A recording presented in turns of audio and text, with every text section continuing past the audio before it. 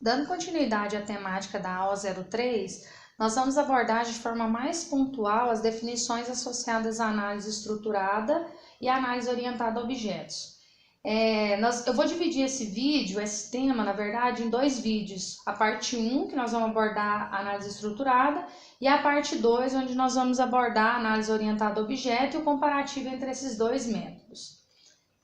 Eu acho que é importante, inicialmente, a gente apresentar uma definição acerca da análise estruturada. Apesar de eu ter feito isso já de forma breve no vídeo anterior, eu gostaria de apresentar uma definição mais concisa.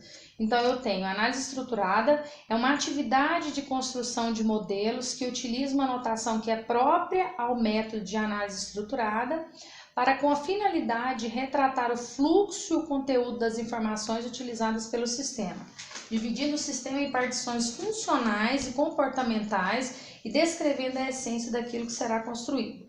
Então, tem algumas palavras que eu acabei grifando aqui. Eu tenho construção de modelos, partições funcionais, comportamentais, e outra coisa que eu queria também mencionar aqui é retratar o fluxo e o conteúdo das informações utilizadas. Então, quando a gente fala de análise estruturada, associada ao paradigma estruturado, a gente pensa no sistema em termos de funcionalidades. Existe uma questão sequencial ou top-down, de cima para baixo.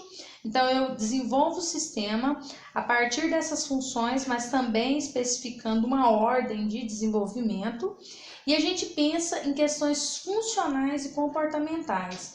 Então, as características associadas à análise estruturada, que era utilizada antes de 2000 e depois de 2000 ainda ficou sendo utilizada, e ainda algumas empresas ou alguns profissionais utilizam. Quando a gente pensa no sistema em termos de funcionalidade, primeiro na função que ele vai executar, eu estou pensando de forma estruturada. Só demonstrando novamente aquele exemplo do vídeo anterior, só para reforçar esse conteúdo que eu apresentei acima. Então, quando eu penso de forma estruturada, eu estou pensando em um determinado sistema a partir dos serviços ou funcionalidades que ele executa, e não a partir dos componentes ou das classes que pertencem a esse sistema. Essa parte da orientação a objeto está mais voltada ao nosso raciocínio lógico, a forma como o nosso cérebro classifica as coisas. E aqui a gente está utilizando um paradigma estruturado, sequencial, top-down, de cima para baixo, em termos de funções. Então, seria mais ou menos essa forma de pensar que está aqui do lado esquerdo do vídeo. Os principais diagramas da análise estruturada que a gente utilizava para modelar um sistema e para representar o sistema em termos de dados, em termos de funções, comportamentos que ele tinha. Tem o diagrama de contexto, diagrama de fluxo de dados, que a gente chama de DFD, e diagrama de entidade de relacionamentos, que é o DER, e o dicionário de dados. Existem também outros diagramas, mas esses são os principais. Eu fiz a representação dessa imagem aqui desse livro, que era um dos livros mais importantes associados à análise estruturada, que é o livro do Jordan, que ele trabalha a análise estruturada moderna. Então, nesse livro aqui, ele aborda esses principais diagramas voltados para a análise estruturada. Eu trouxe só para exemplificar, isso seria a representação de um sistema, uma parte do sistema, na verdade, a partir de uma visão, de um diagrama que a gente chama de diagrama de contexto. Aqui a gente tem uma representação breve do sistema, da visão externa do sistema, considerando quem se relaciona com o sistema, quem envia informações e quem recebe informações. Então, aqui eu tenho uma representação externa desse sistema. Como eu disse, uma representação sucinta. E esse diagrama aqui depois, ele vai ser evoluído para um nível maior de detalhes, também com uma visão externa, que é o que a gente chama de DFD. Então, observem que aqui eu também tenho a representação de quem envia e recebe informação. Eu tenho a representação das funcionalidades, vamos dizer dessa forma. Eu tenho a representação das informações que entram e que saem. E eu também tenho a representação dos depósitos de dados, que são onde as informações vão ser armazenadas, que seria uma representação abstrata das tabelas que a gente cria. Então, quando eu olho aqui, eu tenho uma visão mais genérica. Observem que aqui não existem os depósitos de dados. uma visão externa do sistema, e aqui também eu tenho uma visão externa do sistema. Então, o diagrama de fluxo de dados, ele é composto por processos, depósitos de dados, fluxos de dados e entidades externas.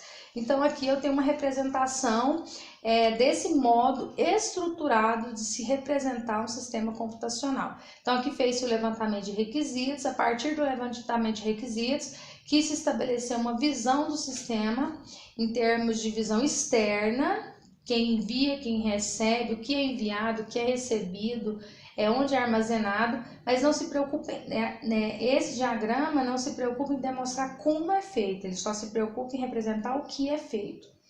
Outro documento, outro diagrama da análise estruturada é o diagrama de entidade de relacionamento, que é o DER.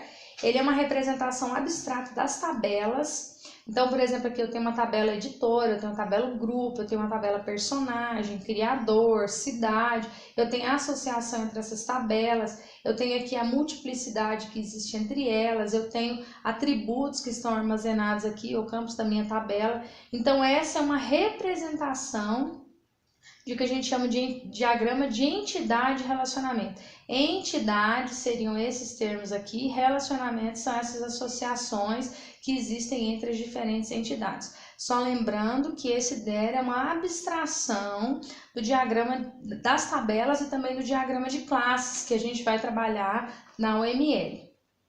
Eu tenho outro diagrama, outro documento, na verdade, que é o dicionário de dados. Então, nesse dicionário de dados, eu especifico o que seria cada uma dessas informações que estão representadas aqui no DFD.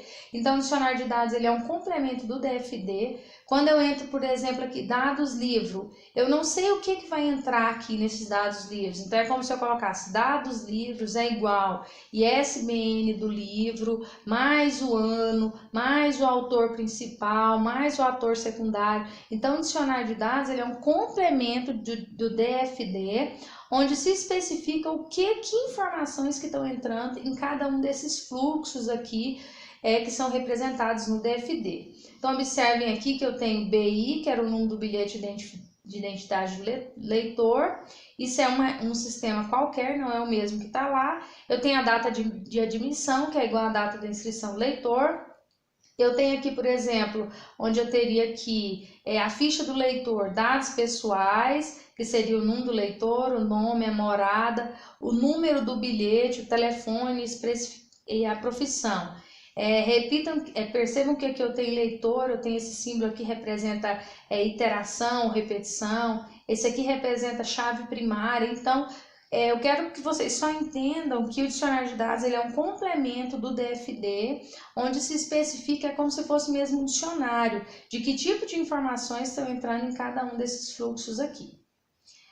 Algumas vantagens e desvantagens de você trabalhar com análise estruturada. Então, a vantagem é que o usuário adquire uma visão clara do sistema, que é proposto pelo diagrama de fluxo de dados, ou DFD. Essa visão é melhor do que as obtidas através de narrativas e fluxogramas do sistema simples.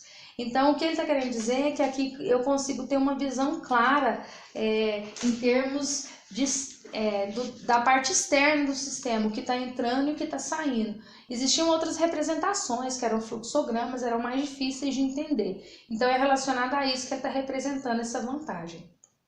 A apresentação através de fluxos lógicos consegue mostrar mal entendido e pontos que são controversos. Então, no momento que eu tenho essa representação aqui, por exemplo, esses fluxos aqui, quando eu vou validar isso, eu consigo verificar o que ele chama de mal entendidos e pontos que são controversos ou que não são reais.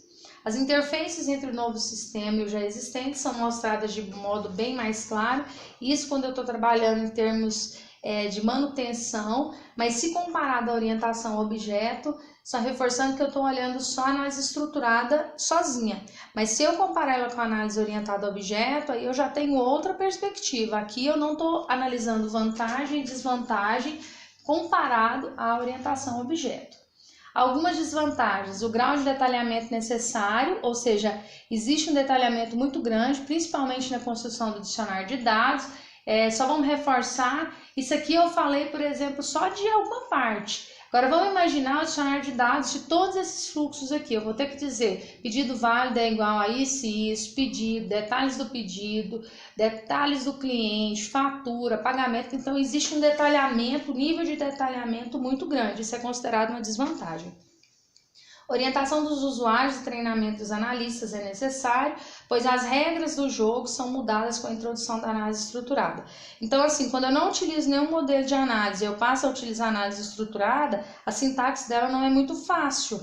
É isso para quem nunca usou, então eu preciso existir um treinamento, uma qualificação, e isso é considerado uma desvantagem. Onde a gente deve utilizar a análise estruturada? Ela deve ser utilizada apenas em problemas pequenos e simples, onde o DFD é a parte mais importante. Para sistemas mais complexos e maiores, esse DFD ele pode ser utilizado para esboçar apenas uma visão de alto nível do sistema. E aí deve ser utilizados outros métodos rigorosos, como por exemplo, o paradigma orientado a objeto. Então, se você hoje for utilizar o paradigma estruturado, eu tenho que considerar a utilização do mesmo apenas para sistemas simples e que tem um escopo pequeno, relativamente pequeno. Então, ele não é sugerido para sistemas complexos ou que tem um escopo considerado grande. Normalmente, as empresas hoje elas não utilizam análise estruturada, mas é importante a gente apresentar para vocês, porque pode ser que vocês vão trabalhar em uma empresa que ainda utiliza ou que ela está migrando da análise estruturada para análise orientada a objeto, uma visão diferenciada, então é importante vocês saberem. Para exemplificar esse paradigma estruturado, nós vamos assistir juntos um vídeo que está disponível nesse link abaixo aqui.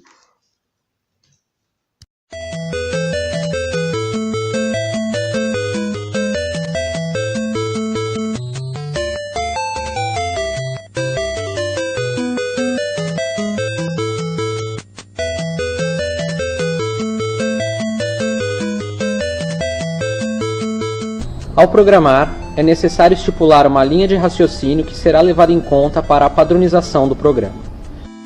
Com isso, a ideia de paradigma de programação é utilizada para listar tais formas de se programar a partir de padrões conhecidos. Dentro destes está a programação estruturada, o paradigma mais básico para a aprendizagem do desenvolvimento de programas. Esta traz o conceito de que os programas podem ser escritos através de uma forma básica que se divide em sequência, decisão e iteração. Para exemplificar o processo deste paradigma, utilizaremos a ideia visual do famoso jogo eletrônico Tetris, porém com algumas abstrações para atingir tal propósito.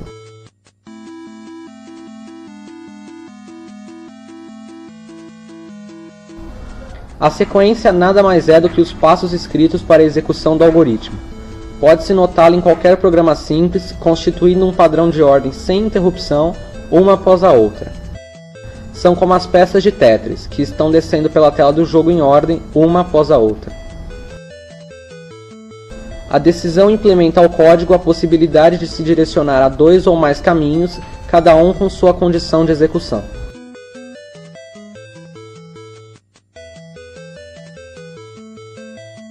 Pensemos então em 2 jogos de Tetris simultâneos, e que ambos utilizam a mesma fonte de peças. De lá, saem as peças requisitadas por cada jogo, como visto na pré-visualização da próxima peça da sequência. Podemos dizer que esta é a condição para que a peça vá para cada jogo em específico. A iteração traz ao programa o processo de repetição, que permite a execução de determinadas linhas de código, enquanto estas forem necessárias ao objetivo do programa.